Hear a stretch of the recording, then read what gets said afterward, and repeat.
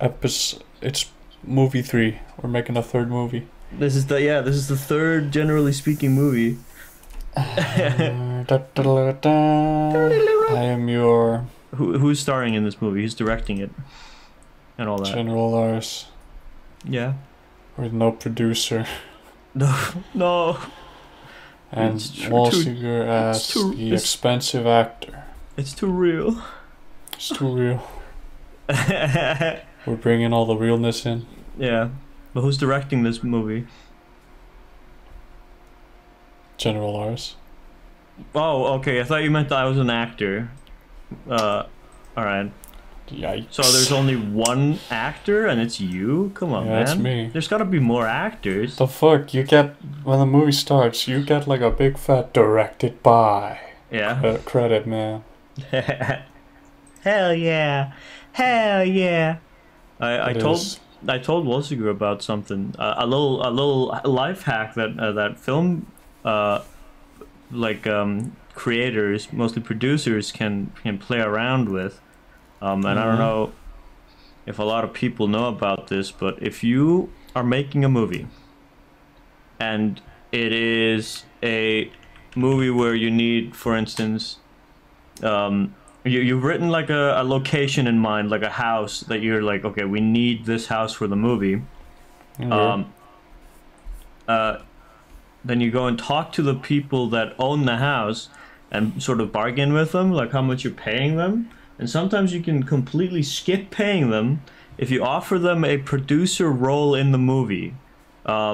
Which, I mean, I think they still get a little bit of money from like when the movie actually comes out, but that just means you don't have to pay in advance, essentially. You just need to pay after like the movie comes out. You pay them like a fee for helping make the movie, essentially. And so if somebody provides something like an actor, an animal, for instance, it can also be that. It can be like, oh, I need like a dog and your dog is perfect, or something like that. Something that somebody provides the movie that is essential, then you can provide them a co-producer or assistant producer role in the credits. You cannot provide anyone the line producer role or the producer role. It can only be co-producer or assistant producer, which is not the same thing apparently. That's also something I learned in production class a couple of weeks ago, and I thought that was very interesting. And if you've ever watched the movie, this is what like I told Walsiger, and Walsiger was like, "Oh, really?" Yes. Is that if you're making a movie and you got a big actor to sign up on it to act in your film, then sometimes you'll write their name also in like co-produced or assistant producer like roles in the credits, because just the fact alone that you have this big actor in your movie, let's say like Jack Nicholson or something, or you get Jack Nicholson to act in the movie, that's going to get people to go see the movie, and that's going to make more money for the movie. Like people are going to be like, oh shit, it's fucking Jack Nicholson, let's go. And so technically he's helping like produce money and also press for the movie, essentially, because people are going to be like, holy shit, Jack Nicholson is in this. So yeah. What about executive producer? What about that? Does that do anything? I don't think you can provide someone with the executive producer. I don't think so. I think that's also like something where like you have to be hired for that because it's something like essential for the movie, whereas co-producers are just like people who sometimes they're very helpful for the movie, but sometimes they just provided with something that like was essential, and I mean that is also helpful, but they didn't really do anything other than that. They like provided, for instance, I'm assuming in the film Roma. No, in the film Roma, which came out in 2019, I think. This big, was it Spanish? I think Spanish film. Greenlandish. No, dude, what the fuck? Didn't you see all the snow in the movie, Dave? Why? I googled Roma and I get some stupid ass fucking football team deleted Get it out of here. It came out in 2018. Sorry, not 2019. It's gone. Yeah, it's a Spanish movie. And there's like an essential house for the movie that they use. And I think the teacher told us that the person who let them have the house was like an assistant producer in that movie because they provided the house. Damn. And so yeah, and they definitely got like paid after the movie came out. And it's like a lot of people, a lot of producers try to do that instead of paying up front and paying before you do something. Try and tell people like, oh, you will be paid after the movie's out, so you're basically helping us, and then we'll pay back when the movie paid in Robux. Yeah, yes, you get V-Bucks and Robux and Bobucks. Robux, damn. Yeah, Bobucks, dude. I'll take the deal. It's a good deal. Yeah. So I thought that was really interesting, and that's like probably the only thing I retained from learning production with the Mexican production like teacher that came and taught us for like 2 or 3 weeks at school. And she taught us a lot of stuff about like production. I wrote down as much as I remember, and I tried to like remember as much as I can. But I'm just a lot of it is like budget management and stuff like that, where you need to write down numbers and do math about like what everything's gonna cost and shit like that. And I'm so bad at that. I don't think I can ever be a producer. And when I started film school, I almost signed up as a producer. I almost did that. Almost. Like but then you from the future came and said, "No, dude, came in, no." slapped me around and went, "Don't do it! Don't do it! Look at me! I'm a producer, and I take math on the daily." Look at me! I'm you from the future as a producer, and my life is miserable. And also, I killed 7 people. And also, my veins, they're yellow because of the gasoline I keep injecting. Gross. But yeah, I almost did that, and then luckily I had like there was like a sort of like, what's it called when you're like an audition basically for school, you know, you sit down and you have like a meeting with the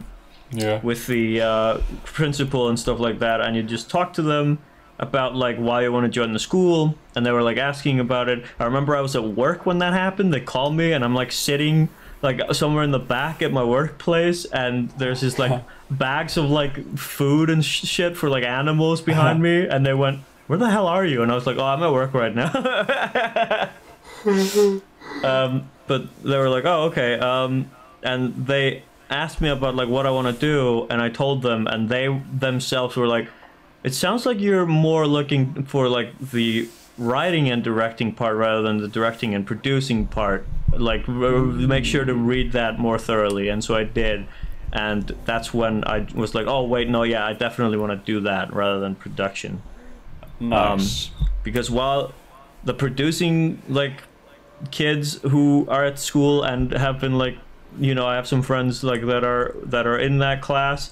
They've told me like, "Oh yeah, we've written some stuff." Like they still get to write, they still get to do all that, but their main focal point is the production.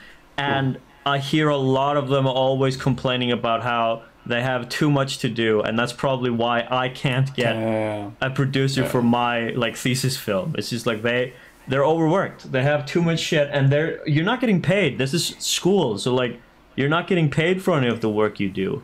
I feel like the school needs to do something more strict there. So like make it so, or maybe like make it more rewarding, you know, to help out other films, so that you're not, because of course you're gonna get burnt out from like producing a shit ton of movies if you're not getting paid. Like you're not getting anything for it. All you're getting is, bam, you got a credit for helping out make this film, and maybe possibly if the film doesn't look like a piece of shit when it's been done edited, it can be sent out to like festivals and stuff like that, and that means, bam, you got like a credit that like people will see and go, "Ooh, maybe I'll keep this guy in mind." So yeah, I'll keep him in line for my newest erotic film. It's gonna be called Two Snakes in a Basket. But that's like But that's like one of the main things you want as a filmmaker, and it's just like in most industries really, and like probably the gaming industry too, is getting some good credit, some good reputation. Basically, if you have been working diligently on any film, as just like whatever you say you're like what I've been doing in the school every time I'm helping out is I'm usually a runner, just like somebody who drives around and fetches stuff. And I've got a reputation as probably one of the best runners. Like everyone that I've worked with keeps telling me like you are so hardworking, you're always so quick and so understanding. You're always just like bam, I'm gone. And you also like that's people nice. Always remind me that like I make sure I get everything right, which sometimes messes up when you're a runner. You might like forget like, oh, what was I getting again? But like I always make sure to write it down and then go get it so that like I'm not fucking anything up. And that's going to help me in the long run, because when we're all graduated and my friends maybe start making film and they need a runner, they can call me. They can be like, hey, you want to help make like a real movie? And then I'm going to get credits there. And then maybe I will rise through the ranks and start making like other stuff. I'll start doing other roles like I'll make Snakes in a Basket 2. Yeah, so I'll make the sequel. No, there's 4 snakes. There's 2 baskets. Yeah, and there's 1 snake in each of them. How will they unite? Coming soon, 2026. Soon. Can't wait. Pretty soon, yeah. That's pretty soon. That's like what, 4 years from now? Yeah, you guys can wait. This is basically 3 months in my timeline, you know. Yeah, because you're a snake, and so fast. Yeah, you got your snake time. You're living in snake time. It's called ST, first of all. Yeah. Well, 3 STs. You got an STD. These nuts. Standard deviation. Whoa. What? Good job. But yeah, I went home for the weekend. You went home. Yeah, and we had a meeting where we sat down with 5 of the most powerful men in the world. No, Wallseeker and I we went and got dinner together on Friday because we died the end. Yeah, and then we got hit by a car. Like a truck drove headfirst into the restaurant we were eating at, or the gas station we were eating at. Yeah, we were eating gas. we were injecting gasoline, like you do. Like on a Friday. But yeah, I went home for the weekend, and I haven't seen Wallseeker in a while, so I decided to call him on Friday and ask him, hey, you little shit, you want to go eat something? And he said, please, don't hurt me. Please don't hurt my family. I held his dog at gunpoint, and I said, hey, come eat with me. And you were like, okay, God, don't hurt Uwa. Man. Don't hurt Uwa. What's going on, man? Uwa. And yeah, I took her with me back to the big city, the Big Apple. The big crapple. Hey, good one, man. Frapple. We both just called the capital city of Iceland a shitty city. What are that? It's a city, man. What's it gonna do? Yeah. Beat us up? A building's gonna stand up and like fucking go, hey, talking about me? You talking about me? No. But, we had. No, you're not talking about him? Nuh-uh. But I sat down with Wallseeker and we had some delectable, delicious chicken croissants. Chicken croissants, chicken hamburgers that were so crispy. They were very good. We haven't had them since like last summer.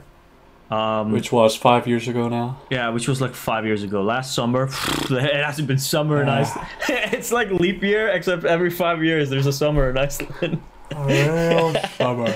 A real summer. No, not real. But yeah, we talked about just like school and life and such. Yeah. And then I went home and stayed with my family. I got some new pictures of the cat. that I will probably post in the Discord. If you're not in the Discord, I think there's a link in the description if I recall correctly.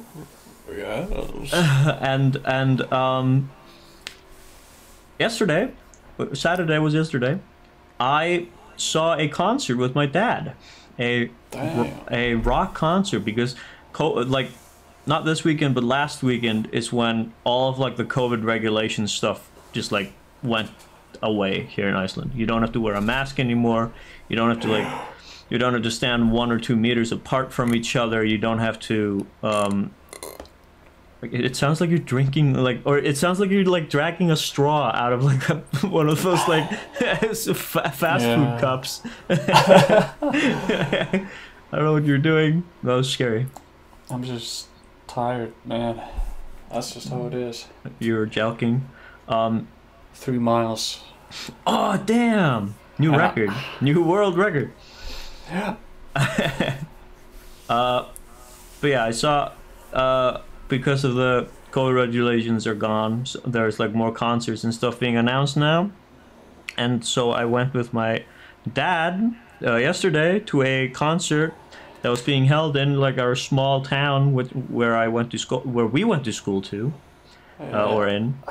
And it was a really good time. It was like a 2-hour concert. We were sitting down though. It was a rock concert and we were sitting down because like it was inside like a hotel for some reason. I don't understand why they didn't put it in like the old folks home or something. Like, come on.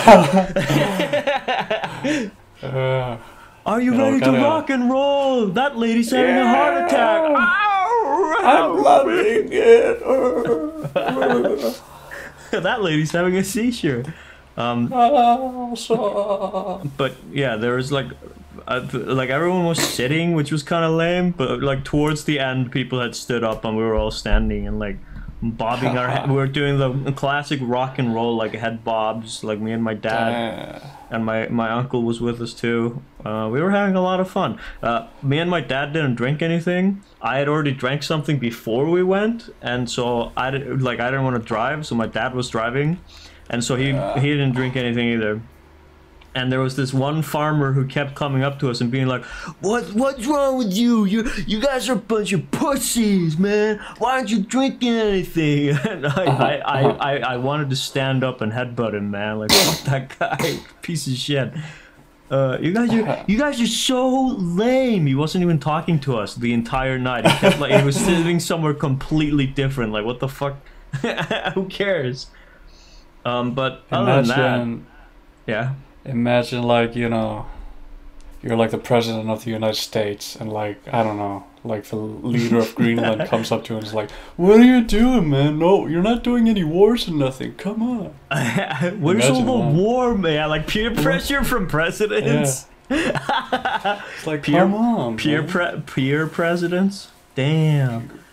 Oh, come on, man. Where all the bombs at, man? Come on. Come on. Nukes. Come on. Just start killing. Just start shooting people. Come on, man. Yeah. In other countries, not your own. I would yeah. Don't do that to my country, but do it to someone else. Yeah. Wouldn't that be funny though if you did that? Come on, don't do it. Don't be a fucking pussy, man. Do it. Yeah. That's what someone did to Poutine probably. Why do I call him Poutine? Like he's a fucking French food. Anyway. He's like a Call him Poutine. Call him Poutine because he's delectable. Because he's a bunch of little shitty ass bread cubes. Oh, got him. Thank you. He's made out of bread cubes. He's breaking bald. news: Putin suffers fatal heart attack. He's bald like a bread cube. Well, who's gonna assassinate him first? Do you think? I'm placing my money on Gregor Shiklovich. He's a local shoemaker. The situation between Russia and Ukraine is just disgusting. It's been going on for 2 weeks now, and I've seen like videos of like cities being bombed, houses just being destroyed, people dying. It's very terrifying, and like I've seen people arguing on Twitter, and I think this is so stupid because like nobody is like undermining or like I don't know, like there was somebody who was saying like, why did nobody come to Armenia's defense back in like 2016 or I think it was 2016 when they were like being killed? Why did nobody cared about them? You're saying nobody because what, you saw like 3 people that didn't give a shit or something? Who the fuck? Of course people give a shit about Armenia. Like people give a shit about war in general. Every time there's a war, everyone wants to stop it. I usually try to like donate something to like the Red Cross because that's like a trust. I feel like that one's like trusted. I try to donate every time there's like something as fucked as this. Like when Afghanistan, for instance, was having troubles with the Taliban last year. So you donated to the Taliban? Yeah, I don't. To help them. I supported the Taliban. No, I donated. You helped them take over. I donated to the Red Cross so that they could help like people. So in that need. they could help the Taliban. I see. The Red Cross are helping. They support the Taliban. And that's how they got money to go to all those like fun little. They were going to like the what's it called? The bumper cars and shit. Yeah, that's how the Taliban could do it. Because I donated money. No, what the fuck, man. But yeah, the situation. I mean, how do you know? How do you know the Red Cross isn't doing that? I actually don't know. What if the Red Cross is doing that? Oh, what if they're doing it because of that story that I told you about when I stole money from people to like buy Lego sets instead of donating to the Red Cross? Oh shit. They're like, yeah, your money is going to Ukraine, all right. Wink, wink. Okay, yeah. Yeah. Here you go, Putin. Here you go. Only the money that I donate goes to somewhere completely Specifically you. They're like, oh, this fucking guy? Yeah, right. I remember him. He bought a Lego set at one time. This guy used his money to buy like a piece of shit Lego toy. God damn it, man. I still feel bad about that sometimes. Like I'll like remember like, why did I do that? I was what, 7, 8 years old, and I just like stole money from people. I was like, yeah, we're collecting for the Red Cross. Yep. And people believed us. Some poor old lady gave us like 10,000 kroner. That's around $100. $10,000. Oh my god. Just take my credit card too. Absolutely. If you have, just every little bit counts. Like if you can't donate that much, at least like if you can donate, then definitely donate to like Ukraine through the Red Cross or any other like charities that you can find that are trusted. And also, if you can't donate because you might be strapped for money, strapped for cash, just donate your body. Yeah, donate your body parts, donate your blood. Just fight the war. Get drafted. No, spread the word. Spread like websites around and like share them with people and like tell everyone websites like, hey. like the plague. Yeah. Tell people, hey, Ukraine is in a pretty shitty situation. You wouldn't want this. You would not want this. Yeah, donate to like help people get back to living their lives instead of being gunned down and blown up by disgusting individuals. And I know it's not all Russians because there's a lot of Russian people protesting, of course. A lot of Russian people don't want this.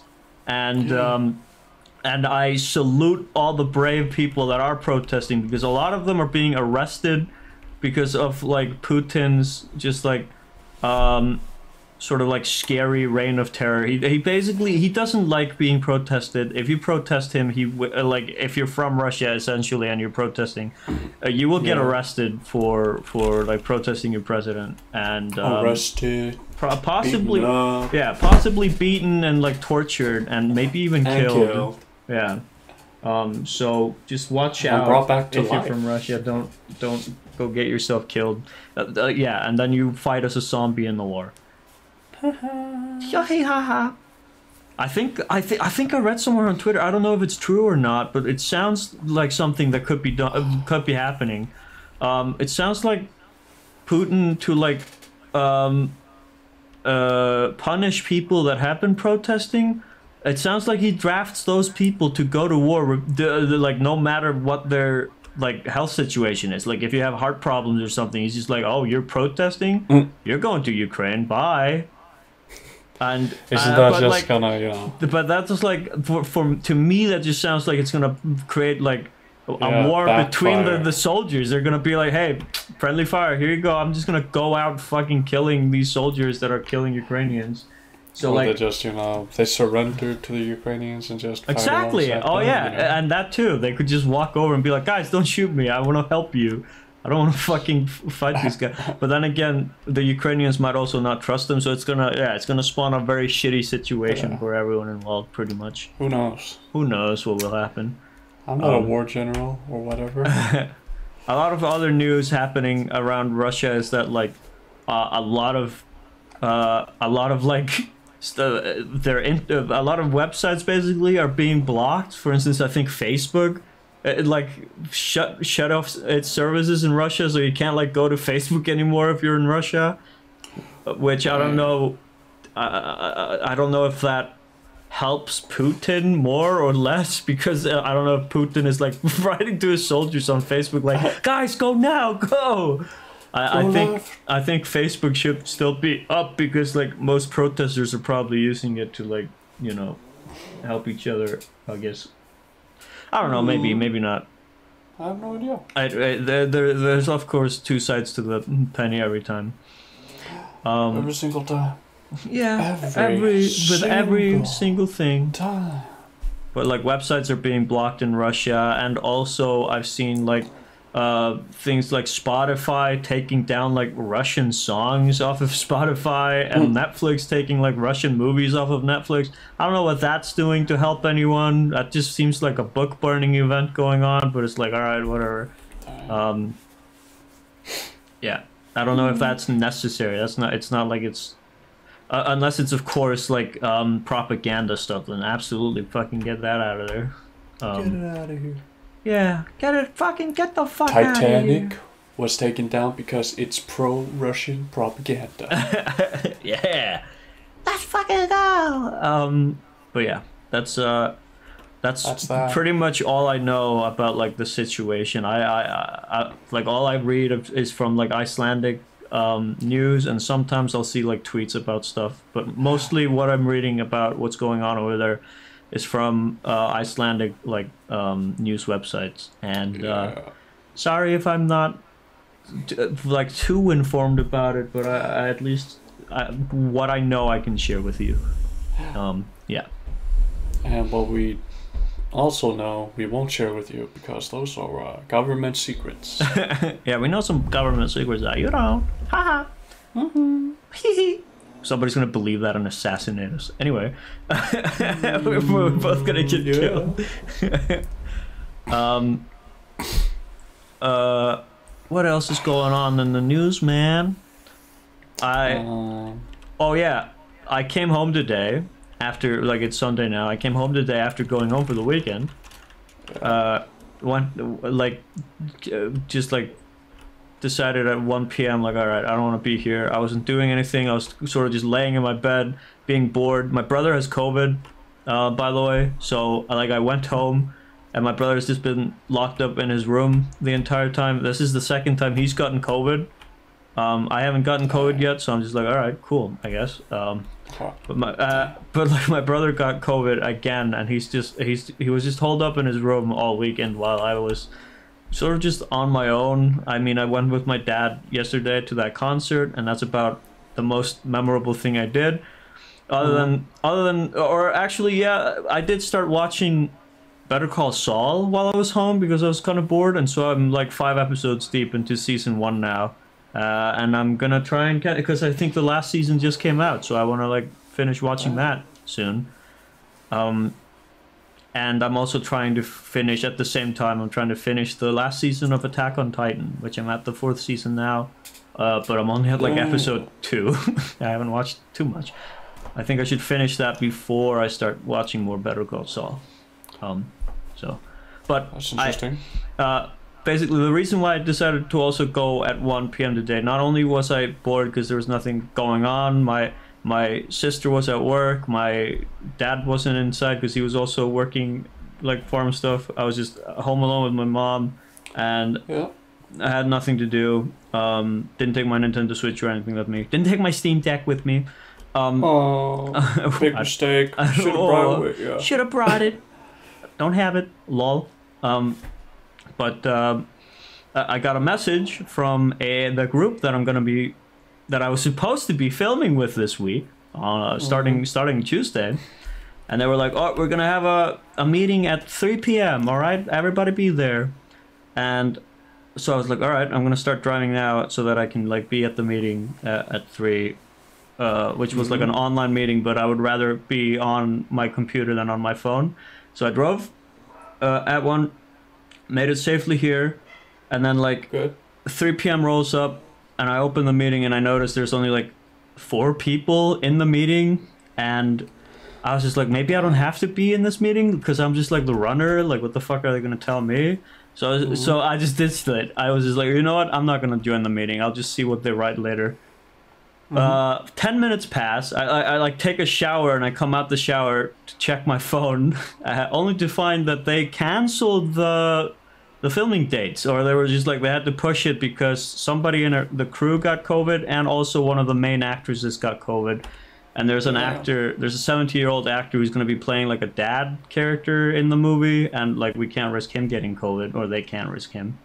So we're not going to be filming this week. Which basically means I could have stayed home. I could have stayed home for longer. But if I had done that though, I would have been bored out of my mind. I didn't have my PC with me. I wouldn't have been able to stream. I wouldn't have been able to record a podcast. So I was just like, you know what? Fuck it. I'm here now, and at least I have something to do. Nice. Yeah, that's right. It is nice. It is quite the adventure. Yeah. But yeah, even though like the COVID regulations, like I said earlier, even though they're gone, that doesn't mean that like there isn't still COVID, and you gotta like watch out not to like infect people for no reason. If you have a COVID, you just stay home. Especially if you have symptoms. There's like a new rule, like if you do have COVID but you don't have any symptoms. Yeah. Symptoms.